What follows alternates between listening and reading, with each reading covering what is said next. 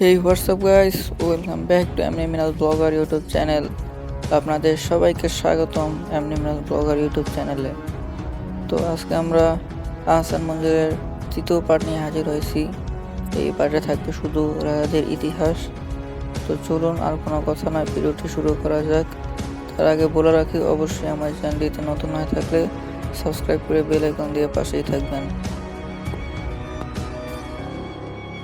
আহসান মঞ্জিল বাংলাদেশের একটি মিউজিয়াম, যা আপনারা সবাই জানেন। তো আহসান মঞ্জিলের সব কিছুই আদি যুগের পুরানো, যা ঐতিহ্যবাহী তাদের ধারণ করেছে। অষ্টাদশ শতাব্দীর মাঝে সময়ে জামালপুর পরগনার জমিদার শেখ এনায়েত উল্লাহ আহসান মঞ্জিলের বর্তমান স্থানে রংমহল নামে একটি প্রমোদ ভবন তৈরি করেন। পরবর্তীতে তার পুত্র শেখ মতিউল্লাহ রংমহলটি ফার্সি বণিকদের কাছে বিক্রি করে দেন। বাণিজ্য কুঠি হিসাবে এটি দীর্ঘদিন পরিচিত ছিল। এরপরে 1830 এই বেগম বাজারে বসবাসকারী নওয়াব আব্দুল গনির পিতা খাজা আলিমুল্লাহ এটি ক্রয় করে বসবাস শুরু করেন।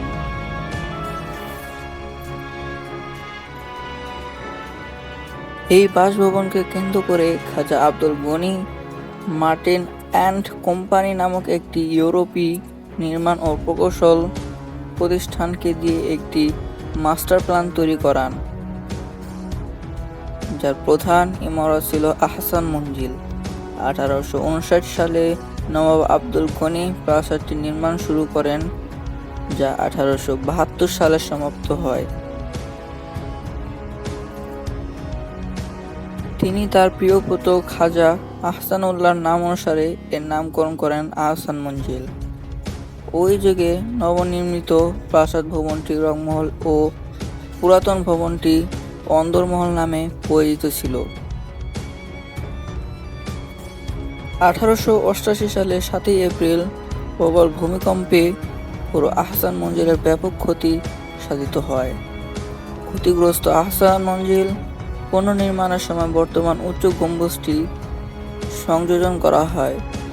পুনর্নির্মাণ ও মেরামতের জন্য রানীগঞ্জ থেকে উন্নত মানের ইট আনা হয়। মেরামত কর্ম পরিচালনা করে প্রকৌশল গোবিন্দ চন্দ্র রায়। সে আমলে ঢাকা শহরের আহসান মঞ্জিলের মতো এত জাঁকালো ভবন আর ছিল না। এর প্রাসাদোপরি গম্বুজটি শহরের অন্যতম উঁচু চূড়া হওয়ায় তা বহু থেকে বহু দূর পর্যন্ত দৃষ্টি আকর্ষণ করতে পারত। 1897 সালে 12 জন ঢাকায় ভূমিকম্পের আঘাত হানলে আহসান মঞ্জিল ব্যাপক ক্ষতি হয়।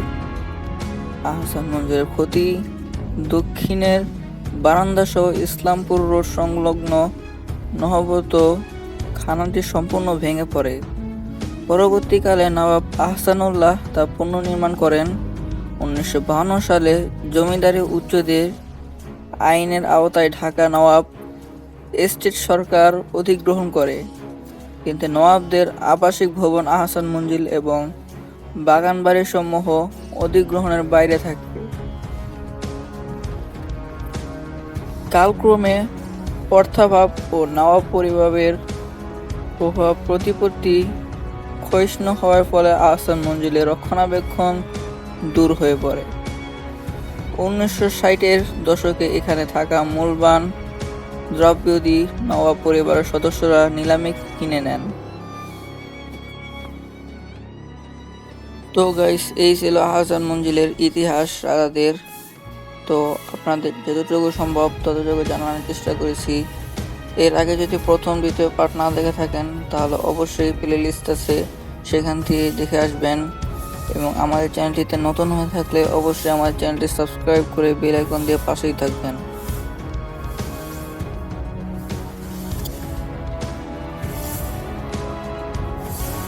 সবাই ভালো থাকবেন। খোদা হাফেজ। আসসালামু আলাইকুম।